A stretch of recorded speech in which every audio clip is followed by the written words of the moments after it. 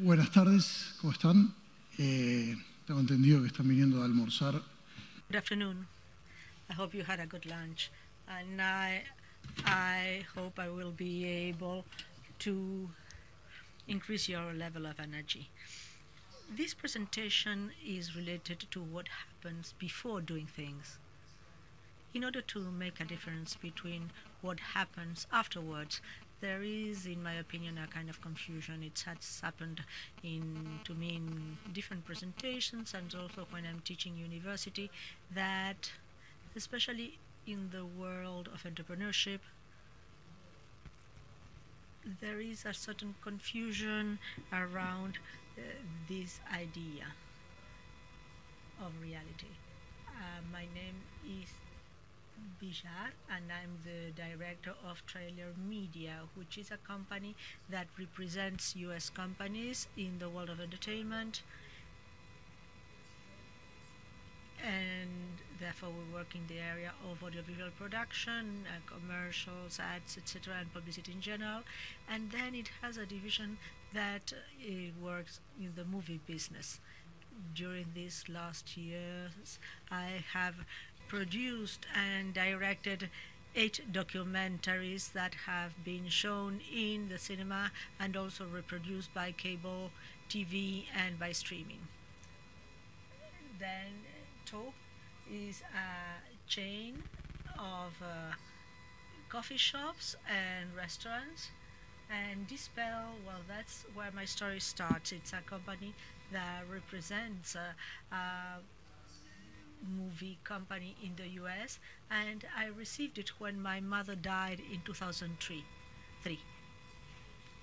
That's where my story started, and I'll tell you about it.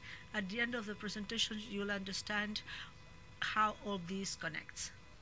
Firstly, I would like to speak about the idea itself. This talk is called From the Idea to Reality. And once, when I was at a presentation, the speaker, who was a very important entrepreneur, asked the public, you tell me, what's your idea that you want to implement? And one person in the audience started trying to tell him about the idea without really telling him. And he realized it and said, why don't you tell me? And this person in the audience said, well, actually, I'm afraid that my idea may be stolen. So after that, I started thinking about the weight of an idea in the business. What is more important, the idea, implementing it, or afterwards, after it has been implemented, whether you do it right or wrong? The idea in itself is something quite abstract. It's difficult to make it tangible simply with words. When you say you have an idea, you can start looking for different kinds of businesses, for example, software or applications, everything that is happening today. And it's very easy to find cases of success or ideas. For example, the application is there, you can do such and such a thing, and you can define the idea. But behind the business, there's something much more complex. There are many layers between the idea and the successful company where you are trying to apply it. And this does not apply only to IT. It happens in any line of business.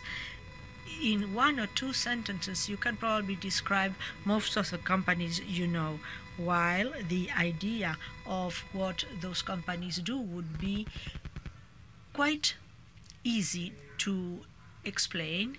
It would not be easy to repeat elsewhere or to replicate. Now, this event is called the power of doing, and it's precisely about that, doing. And not doing just for the sake of doing. It's about starting to think how you can implement an idea, what I have to do in order to put the idea into practice. Based on this reasoning, many things come up in projects and in businesses.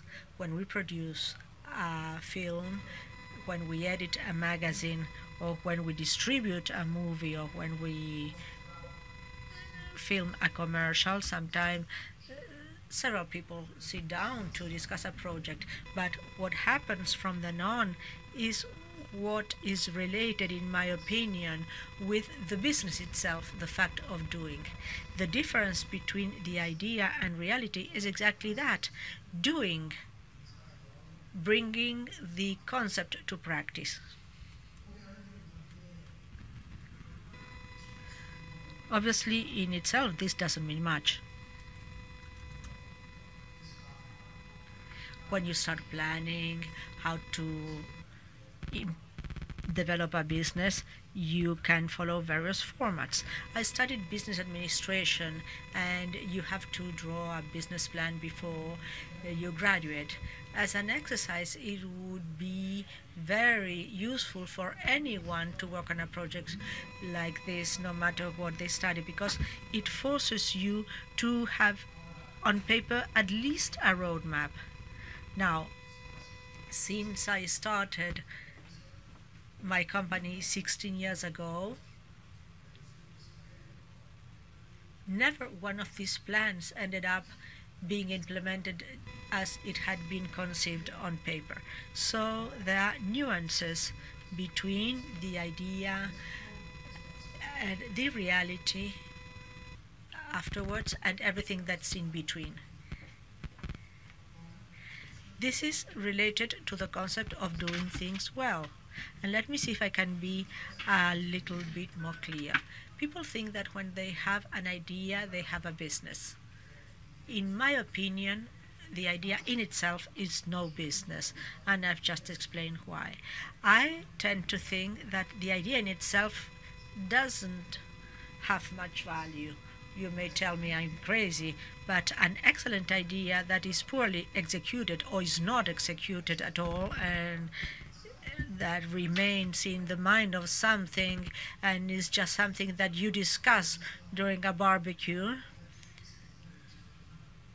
does not have any value, because the ideal moment never comes when you're trying to put into practice an idea.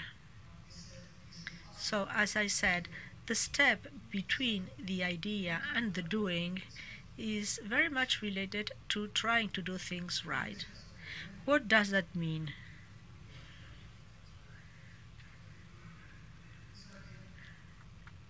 In the context of this presentation, when you start a business, you establish a roadmap which you change every day. Sometimes because you realize you got it wrong. And in football, they say the team that wins is the teams that no one touches. So if you are doing things right, well, don't change them. Or in other words, if it ain't broke, don't fix it. Unless there is something, another factor that triggers a change, that you may want to become international, or there's been a change in your industry, etc. But in the context of your businesses, it's an exercise that has to do with reality and not the environment of the idea or the environment of pure creation. And this is the other point on which I would like to insist.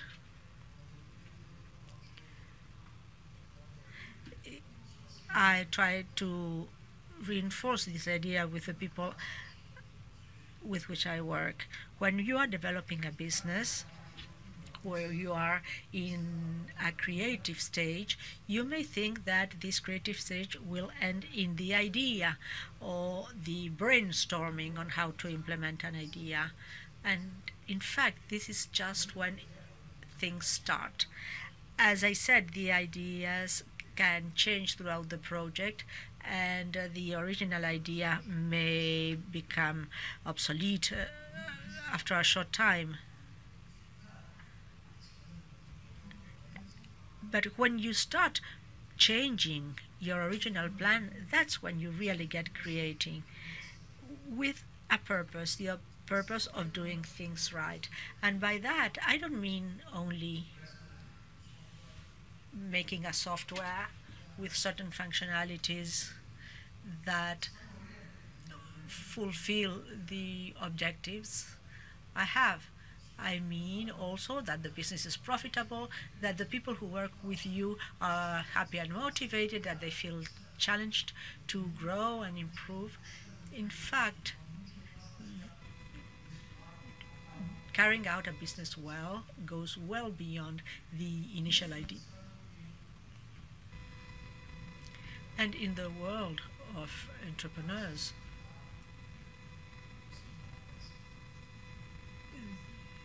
things get confused with very often. And what really makes a difference is when you start doing things. When I was invited to give this presentation, I thought that the claim, the motto of this event was extremely interesting, because the power of doing is precisely that, not sitting down thinking that maybe this idea is good or could be good or one day will be good. It's putting the idea into practice. And my philosophy in this regard is that in the world of cinema, when you are producing a movie, and people who work with me sometimes laugh, I have the idea that in the world of movies, there are several steps you have to go through, like planning, coordination, etc. And here there are different people and different resources, and it leads to a kind of bureaucracy that you self-impose to yourself in the process. But in my projects, I started imposing, maybe rightly so, or maybe wrongly, I imposed starting doing. And let me tell you an anecdote. I'm now completing a documentary that was filmed in France, in the US, and in part in Uruguay. The fictional part where we had actors. This documentary was born because I was at the end of the year party of my daughter, sitting with a friend, and he asked me, "Did you read this article in Vanity Fair?" He showed me the article, and it was so interesting that I started reading it then and there. It was about a case that happened in France in 1951, and there was a theory of conspiracy, and it was extremely interesting. When I finished reading the article, my friend who works in publicity asked me, "Don't you want to make a movie on this question?" And I said, well, a movie is very complex in fiction. There are many deadlines that are very difficult to comply with in the short term, but I think that it's interesting for a documentary. In February, that was in December, in February we were shooting in France. When I was in France, my team had already been investigating and had been interviewing the people for the documentary, but not everything had been solved. So we arrived in this village with 5,000 people in France, and there was just one hotel. It didn't even have stars. It was really small. And from then on, we started to develop a series of things. If I had waited to have everything ready until launching the project, like you're supposed to do on paper, or like some people would think that you should do, 1 year later, today, I wouldn't be shooting the movie yet. The fact is that now the movie is almost ready, it's almost edited. And why all this? Because it's a question of attitude vis-a-vis an idea you think that you have to put into practice. Now, going back to the idea, I said that the right moment never comes. There are certain aspects that have to do with intuition, firstly. In business, intuition fits on itself. What does that mean? your intuition will make you convince yourself that you have to do something. When you start doing it, partly because you are already in the problem and you have no way out, you start making mistakes. And that is the other concept that I think is very important. The difference between the idea and the power of doing, or reality. And this is the difference. If the idea modifies the business itself, the project, no matter what you are doing, programming of a software, a movie, or opening a pharmacy, you start doing something and you'll start changing it. Once the concept of a project has been understood, I will talk about the doer. But in this case, I am referring to the director or the producer in a film. I had called this part the entrepreneur at first. Why did I change it for this word, which means the person who does something, but also someone who directs a movie? Well, I may be critical in this part, but I changed it because in Uruguay there is now a current that tries to make us believe that it is kind of easy to be an entrepreneur or to start something. Entrepreneurship is encouraged, but you are not warned about what you're getting into. People talk about how nice it is to be an entrepreneur, how nice it is to have freedom and be able to decide when you go away on holidays. The problem is that you are actually able to go on holidays. If you're working in a company, sometimes you have some days of vacations, you have some free time during the day, and someone else is concerned about the money. But when you are at the front of a project, no matter what kind of project it is, an individual project or a new enterprise, your thoughts never have a moment of rest. For some people, this is attractive, even addictive. I like it. I think that there's something inside you when you like this kind of thing that makes you like this adrenaline. And that's the permanent danger of entrepreneurship. But the director itself has to have two capabilities. If I ask you now about the characteristics of an entrepreneur, think for 3 seconds, what are the main features of an entrepreneur?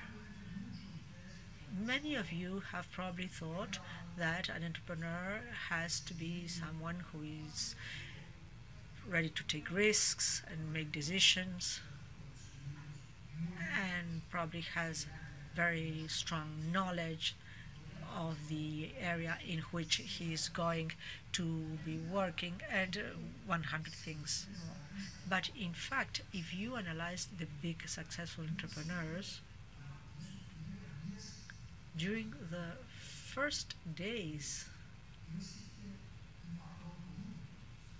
of their entrepreneurship, we see that there's no pattern in their behavior. There are guys who are shy and get terrified about a project, and there are guys who are completely unaware of the risks or don't care about them, and others who are extremely cautious. Now, there are some features in common between the people who put the ideas into practice. Firstly, doing something, starting. When I asked an opinion about a new business, I said, well, unless you are telling me something that is really crazy, if it could work, then I asked the person, well, what do you think? Do you think that this is good business? And the other person usually says yes. And so who am I to tell you not to get into this? Do you know how many people submit projects again and again and receive refusals, and then they receive an acceptance and do very well? So who am I to tell someone not to start something? For me, this is what really makes the difference between the idea and reality. Starting, then it's going to change a lot. But there's another aspect that, in my opinion, is still much more important.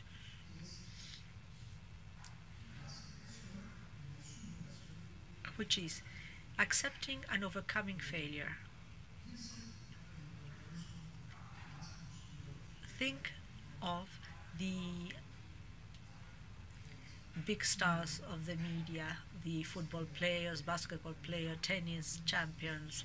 They have the dream life. But if you analyze the career of the number one in any sport you choose, you will see that this person has played much more tournaments than he or she has won.